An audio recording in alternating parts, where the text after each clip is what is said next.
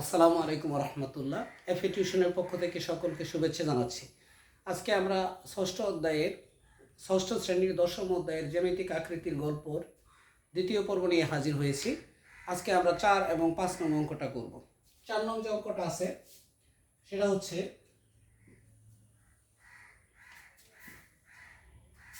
একটি ঘরের মেঝে 26 মিটার লম্বা ও 20 মিটার চওড়া, 4 মিটার লম্বা ও 2.5 মিটার চওড়া কয়টি মাদুর দিয়ে মেঝে সম্পূর্ণ ঢাকা যাবে? প্রতিটি মাদুরের দাম 45 টাকা হলে মোট খরচ কত? মানে একটা মেঝে আমাদের মাদুর মানে পাটি দ্বারা ঢাকতে হবে। তাহলে আমরা যদি অঙ্কটা করি, দেওয়া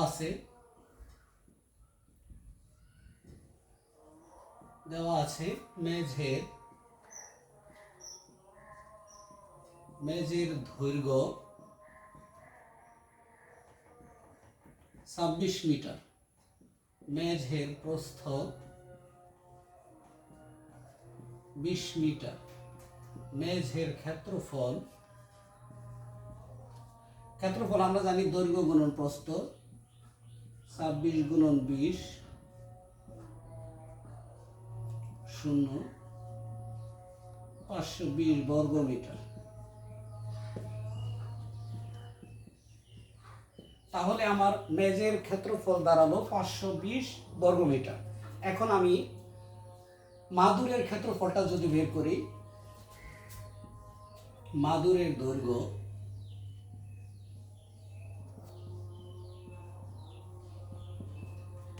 দৈর্ঘ্য হচ্ছে লম্বা মানে দৈর্ঘ্য 4 মিটার, লম্বা মানে হচ্ছে দৈর্ঘ্য, আর চওড়া মানে হচ্ছে প্রস্থ। মাদুরের প্রস্থ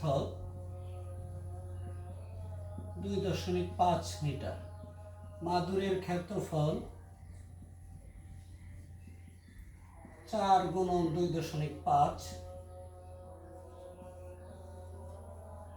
10 বর্গ মিটার। আমরা মেঝের ক্ষেত্রফল পেলাম 520 বর্গ মিটার এবং মাদুরের ক্ষেত্রফল পেলাম 10 বর্গ মিটার। এখন মেঝের ক্ষেত্রফলকে মাদুরের ক্ষেত্রফল দ্বারা ভাগ করলেই কতগুলো মাদুর লাগে আমরা পাবো। মাদুর লাগবে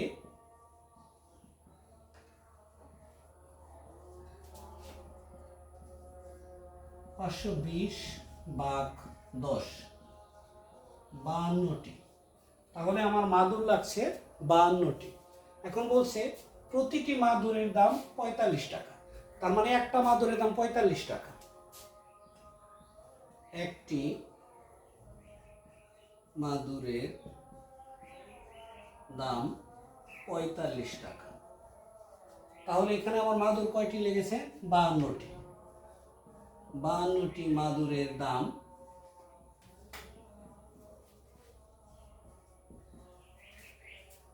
45 গুণন 52 কত আসছে এখানে? 45 দুগুণে 90, শূন্য হাতে রইল 9,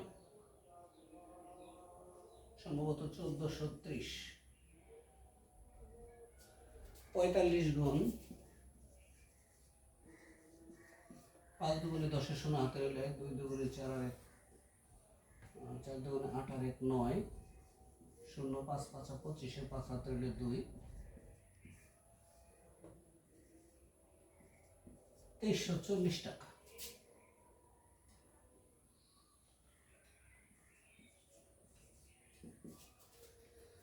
তার মানে এখন এখানে আমরা দুটো উত্তরে পেয়ে গেলাম। মাদুর লাগবে 52টি এবং মোট খরচ হবে 2340 টাকা। আমি অঙ্কটা যদি আবার বলি, দেওয়া আছে মেঝের দৈর্ঘ্য এত, প্রস্থ এত, মেঝের ক্ষেত্রফল আমরা জানি দৈর্ঘ্য গুণন প্রস্থ এত 520 বর্গ মিটার। মাদুরের দৈর্ঘ্য 4 মিটার, মাদুরের প্রস্থ 2.5, মাদুরের ক্ষেত্রফল 10 বর্গ মিটার। মাদুর লাগবে, মেঝের ক্ষেত্রফলকে মাদুরের ক্ষেত্রফল দ্বারা ভাগ করলে কয়টা মাদুর লাগবে পাওয়া যাবে? 52টি। একটি মাদুরের দাম 45 টাকা, তাহলে 52টি মাদুরের দাম 45 এবং 52 গুণ করলে 2340 টাকা। পরের অঙ্কটা দেখি। এখন আমরা 5 নম্বর অঙ্কটা দেখব। 5 নম্বর অঙ্কটা আছে চিত্রে ABC একটা ত্রিভুজে AB সমান 100 সেন্টিমিটার, AC 120 সেন্টিমিটার, BD হচ্ছে 80 সেন্টিমিটার, CE সমান কত? এখন আমরা এবিসি ত্রিভুজে এবি বাহুর উপর সিই লম্ব এবং এসি বাহুর উপর বিডি লম্ব। তাহলে আমরা সমাধানটা যদি করি,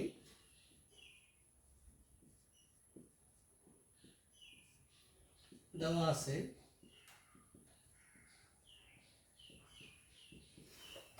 এবি সমান 100 সেমি, এসি সমান 120 সেমি, বিডি সমান 80 সেমি, সি সমান ওয়াট। এখানে এবি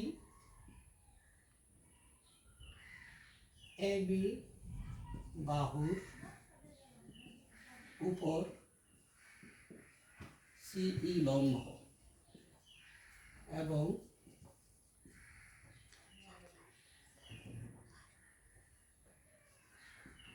এসি বাহুর উপর বিডি লম্ব। এখন এখানে এবি বাহুর উপর সিই লম্ব এবং এসি বাহুর উপর বিডি লম্ব।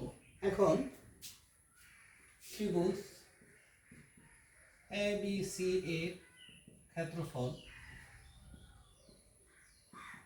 আমরা ত্রিভুজের ক্ষেত্রফল জানি হাফ গুণন ভূমি গুণন উচ্চতা।